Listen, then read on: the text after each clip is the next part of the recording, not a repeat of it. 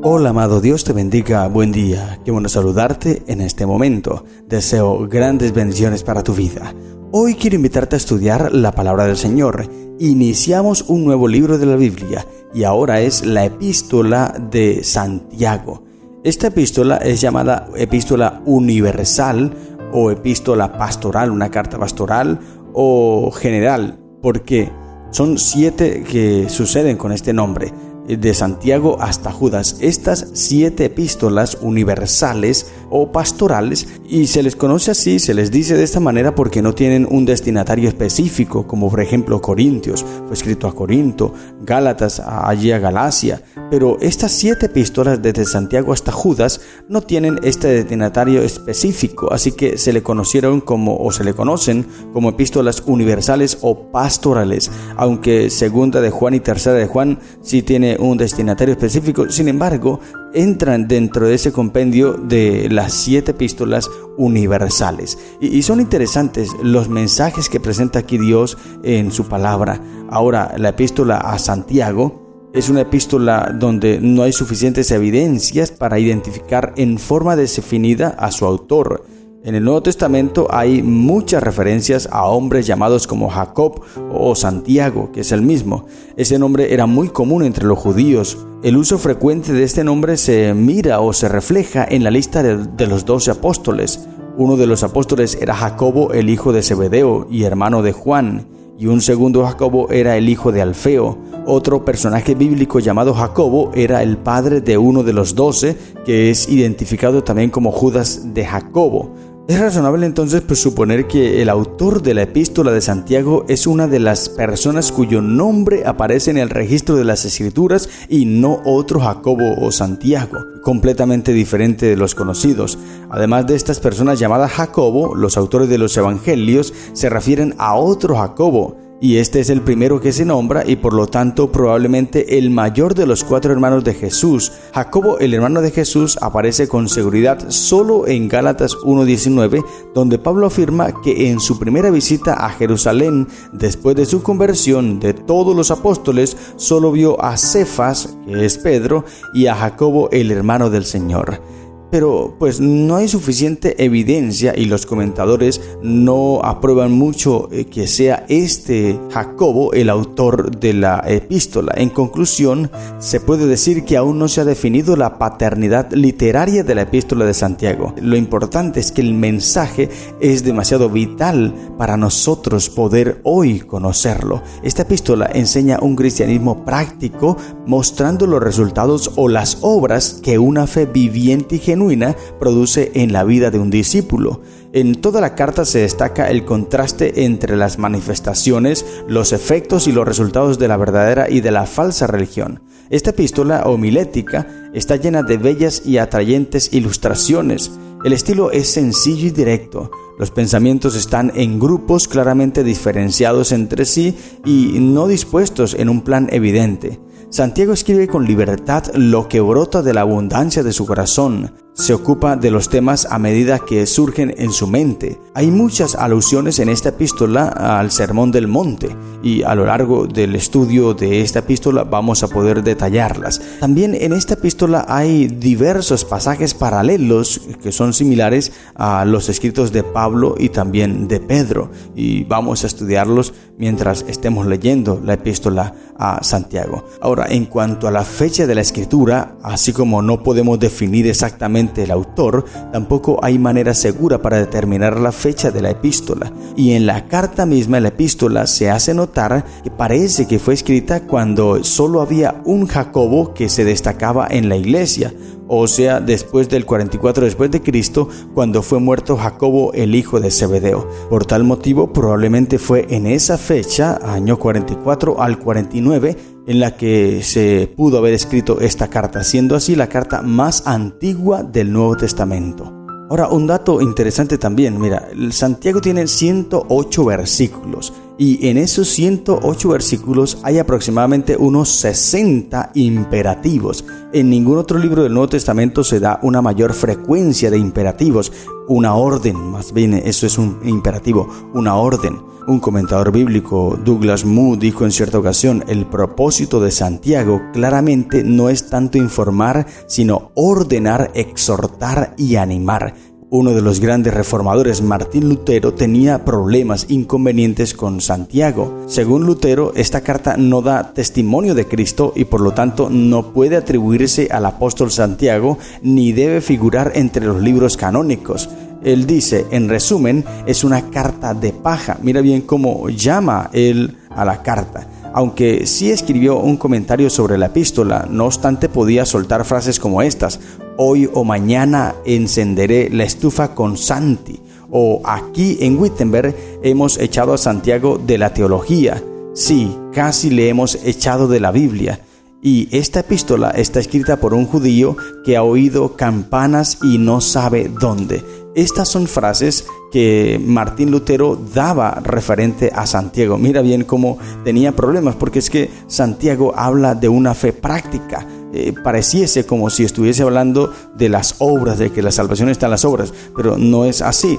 Solamente que él le está hablando a un grupo de personas que ya son cristianos. Y mira que Martín Lutero hablaba y defendía acerca de la justificación por la fe. Y cuando iba a entender o iba a estudiar a Santiago, pues tenía problemas por esto, porque pareciese como si Santiago no estuviese aprobando lo que Martín Lutero decía. Y ahora, así como Martín Lutero, muchos más atacan la Biblia diciendo que Santiago y Pablo se contradicen entre sí en su posición concerniente a la fe y las obras. Pero pues no es, como te dije, no es que se esté contradiciendo. Lo que pasa es que los dos están hablando a públicos diferentes. Por ejemplo, Pablo corrige un error y era el legalismo, que decía que la salvación es por las obras de la ley. Santiago corrige otro error, que es el antinomianismo. Las obras no son necesarias una vez que la persona es salva. Eso decían en el tiempo de Santiago. Por eso él, hablando y atacando este error y corrigiéndolo, entonces habla de esta manera. Pero no es que se estén contradiciendo, es que los dos están hablando en escenarios diferentes. Cada uno tenía una perspectiva diferente. Pablo estaba explicando cómo podía ponerse bien con Dios un pecador culpable y perdido. Santiago estaba escribiendo cómo una persona salva puede mostrar que su fe es real. Pablo está escribiendo sobre lo que tiene que hacer una persona inconversa. Santiago está escribiendo sobre lo que tiene que hacer una persona salva. Ambos escritores usaron a Abraham para ilustrar su doctrina, pero ellos no escogieron el mismo incidente de su vida. Pablo, por ejemplo, escogió un momento temprano de la vida de Abraham. Santiago escoge un incidente de la vida de Abraham que sucedió muchos años más tarde cuando ofreció a Isaac. De acuerdo con Santiago, esto es cuando Abraham demostró su fe por medio de sus obras. El relato de Génesis indica que esto sucedió cuando la fe de Abraham fue probada. Y basándose en Abraham, el mensaje de Pablo es: para ser salvo tienes que ser justificado por fe. El mensaje de Santiago es: si realmente has sido justificado por fe, demuéstralo con las buenas obras. Las dos experiencias son necesarias. La fe y las obras no se pueden separar, así que estos dos autores no se contradicen, se complementan entre sí. Ambos escritores mencionan las obras. Pablo está hablando de aquellas buenas obras que el inconverso trata de hacer para ganarse el favor de Dios o para ganarse el camino al cielo. Santiago, por otra parte, se está refiriendo a esas buenas obras que realiza una persona salva, que dan evidencia de una fe real y viva. Así que es un tema muy importante para tener en cuenta. No somos salvos por fe más obras, sino por una fe que obra. Interesante. En conclusión, somos justificados solo por fe. Esa es la enseñanza de Pablo. Pero la enseñanza de Santiago dice que la fe que nos justifica no está sola, tiene que estar acompañada por buenas obras. La fe sola salva, pero la fe que salva no está sola. Interesante. Así que no existe contradicción alguna entre Santiago y Pablo, sino una perfecta armonía. Pablo habla de una fe que obra y Santiago habla de las obras de la fe. Y allí termina esta discusión. La sierva de Dios Elena de White dice en Deseado de la Gentes, página 27: El principio de que el hombre puede salvarse por sus obras, que es fundamento de toda religión pagana, era ya principio de la religión judaica. Satanás lo había implantado, y doquiera se lo adopte, los hombres no tienen defensa contra el pecado. Y Mensajes Selectos, tomo 1, página 439 dice: la fe y las obras van juntas, el creer y el hacer se entremezclan. Así que allí termina la discusión. No se contradicen, al contrario, los dos se complementan. Ahora, dejando a un lado la introducción a Santiago porque me extendí un poco, sin embargo era muy importante mencionarte esto, Santiago el capítulo 1 nos habla de varias cosas: la alegría en las pruebas, la sabiduría divina, la humildad y la riqueza, la tentación y la resistencia. Pero el punto central de este capítulo es la sabiduría que viene de Dios y nos ayuda a soportar las pruebas. Así que te invito a leer el capítulo y reflexionar en los mensajes que Dios tiene para tu vida. Dice la Biblia, Santiago 1: Santiago, siervo de Dios y del Señor Jesucristo, a las 12 tribus que están en la dispersión, salud. Y ahora les dice: hermanos míos, tened por sumo gozo cuando os halléis en diversas pruebas. Nótese bien, él está hablando de las pruebas. Y dice, cuando estés en pruebas, entonces debes gozarte. ¿Cómo así? Dice el versículo 3, sabiendo que la prueba de vuestra fe produce paciencia. Ahora, versículo 4, mas tenga la paciencia su obra completa, para que seáis perfectos y cabales, sin que os falte cosa alguna. Importantísimo mensaje. Las pruebas fortalecen nuestra fe y por eso debemos enfrentarlas con gozo.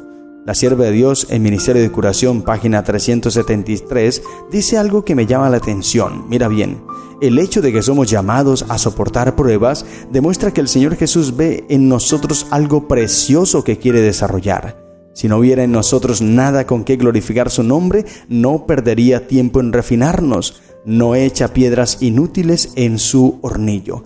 Pensando en esto, entonces Santiago dice: gózate cuando estés en diversas pruebas, porque ellas, querido hermano, estas pruebas te indican que estás siendo probado porque tienes algo precioso que Dios quiere desarrollar. Ahora, cuando te encuentres en esa prueba, y por eso dice el versículo 12, mira bien lo que dice el versículo 12, bienaventurado el varón que soporta la tentación, porque cuando haya resistido la prueba, recibirá la corona de vida que Dios ha prometido a los que le aman. Gloria al Señor, qué mensaje tan lindo. Así que cuando tú y yo, querido hermano, estemos en una prueba, en una dificultad, en un conflicto, en una crisis, que esas son las pruebas a las cuales se está refiriendo aquí Santiago, debemos actuar de esta manera. Mira bien lo que dice Mensajes Selectos, tomo 2, página 302 y 313. Buscad al Señor para que os proporcione sabiduría para cada emergencia. En cada prueba, rogad a Jesús que os muestre el camino que os hará salir de vuestros problemas, y entonces vuestros ojos serán abiertos para que contempléis el remedio y apliquéis a vuestro caso las promesas sanadoras registradas en su palabra. Cuando lo hacemos de esa manera, dice ella, en esta forma, el enemigo no encontrará lugar para induciros a lamentaros y a ser incrédulos, sino que tendréis fe, esperanza y valor en el Señor. Así que el problema no es la prueba, sino cómo la enfrentas. La prueba no está para debilitarte y para apartarte del Señor. Querido hermano, cuando Dios te prueba, es porque quiere pulirte, porque quiere perfeccionarte, quiere desarrollar algo precioso que hay en ti. Pero si tú te desanimas y te apartas, es porque no has comprendido el propósito de las pruebas. Y por eso llega el apóstol Santiago a explicarnos para que tengamos fortaleza, fe y confianza en el Señor. Y menciona muchas cosas más que por tiempo no podré detenerme, pero el apóstol sigue aclarando diciendo: cuando alguien es tentado, no diga que es tentado de parte de Dios, porque Dios no puede ser tentado por el mal, ni Él tienta a nadie. Dios prueba, pero las pruebas del Señor no son para hacerte pecar, nunca, jamás, ni para apartarte, jamás. Las pruebas que Dios pone es para nosotros fortalecernos y para pulirnos. Ya te dije, es porque Él ve algo precioso en nosotros y quiere desarrollar. Por eso no nos confundamos, y dice el versículo 16, hermanos, no erréis. Versículo 17, toda buena dádiva y todo don perfecto desciende de lo alto, del Padre de las luces, en el cual no hay mudanza ni sombra de variación.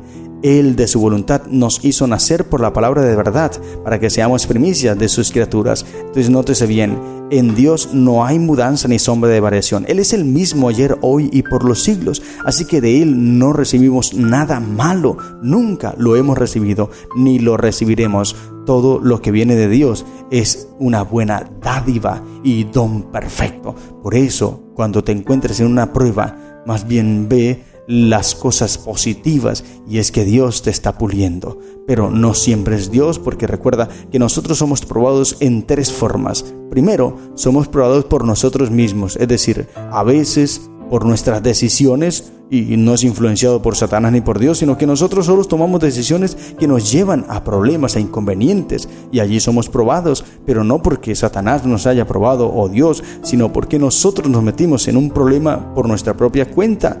Segundo tipo de prueba son las que pone Satanás, tentaciones que Satanás nos pone, pero no para pulirnos, sino para apartarnos de Dios. Este sí es el propósito de Él, desviarnos, hacernos alejar de Cristo Jesús, que nuestra mente piense en otro asunto y no en Dios. Por eso Él nos pone problemas.